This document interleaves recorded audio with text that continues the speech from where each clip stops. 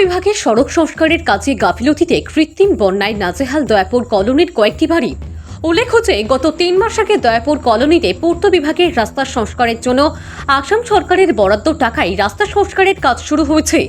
রাস্তাটি ড্রেন সহ নির্মাণ করার কথা ছিল, কিন্তু শ্যামল শুক্লাবৈদ্যের বাড়ির সম্মুখে একটি কালভার্ট ছিল।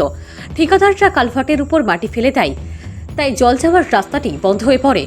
ভারী বর্ষণের ফলে শ্যামল শুক্লাবৈদ্যের বাড়ি সহ পাশের কয়েকটি বাড়ি জলে হাবুডুবু খাচ্ছে। এই নিয়ে গ্রামবাসীর পক্ষ থেকে বিভাগীয় ইঞ্জিনিয়ার ও ঠিকাদারদের সঙ্গে যোগাযোগ করলে তারা কোনো কর্ণপাত করেননি। তাই আজ ভুক্তভোগী মহিলারা কোদাল দিয়ে মাটি সরিয়ে জল যাওয়ার রাস্তা করে দেয়। আজ সংবাদ মাধ্যমের সাহায্যে এলাকার পক্ষ থেকে বিভাগীয় ঊর্ধ্বতন কর্তৃপক্ষ ও বিধায়কের কাছে এই দুর্ভোগের মুক্তির সুদৃষ্টি কামনা করছে। আজ এলাকার পক্ষ থেকে উপস্থিত ছিলেন শ্যামাচন্দ্র, সন্দীপ শুক্লাবৈদ্য, শেফালি চন্দ্র, উমার রানী রায়, শেফালি শুক্লাবৈদ্য প্রমুখ। গ্রামের তো কত সব অশান্তি আছে, আমরা কইয়া কিতা কথা সরকারে দেয়, কিন্তু আমরা খাতাত কিছু পড়ে না। জড়ি দিত যে জল ঢুকে যেত, তখন সবাই মিলিয়া ওই তো রাস্তার খামের জোর ভর্তি গা। তারপরে আমরা এদিকে সব বাচ্চারা মিলিয়া জানুন জড়ি ভিজিয়া নালা কাটিয়া দিত, দেওয়ার পরে আমার বাড়ির উপরে দিয়েও জল যায়।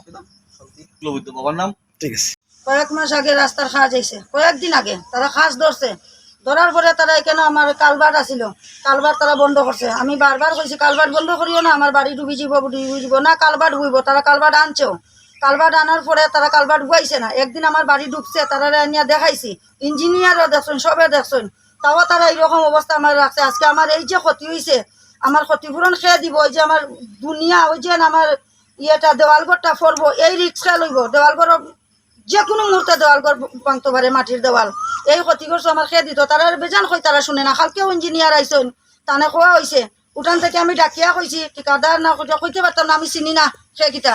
তারা ডাকিয়া কইছো এরকম না, ইঞ্জিনিয়ারের সামনে আইয়াকো, কিন্তু ইঞ্জিনিয়ার শুনছেন আমার উঠান থেকে। আমি কইছি যে কতদিন আমি জল ডুবিয়া থাকতাম, এই পরিস্থিতি। আমার কথাটা শুনো, কখনো সময় সমস্যা দেখছই, আমার উঠানো আটু জল, আমার গড়ও ফাটা জল, তাই দেখছই।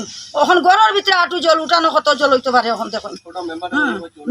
মেম্বার কইছে আমার গড়ের জলাই আইসি আদিত। মেম্বারের নাম কিটা? হ্যাঁ, মেম্বারের নাম সঞ্জু শুক্লবৈদ্য, ডাক নাম লাড়ু।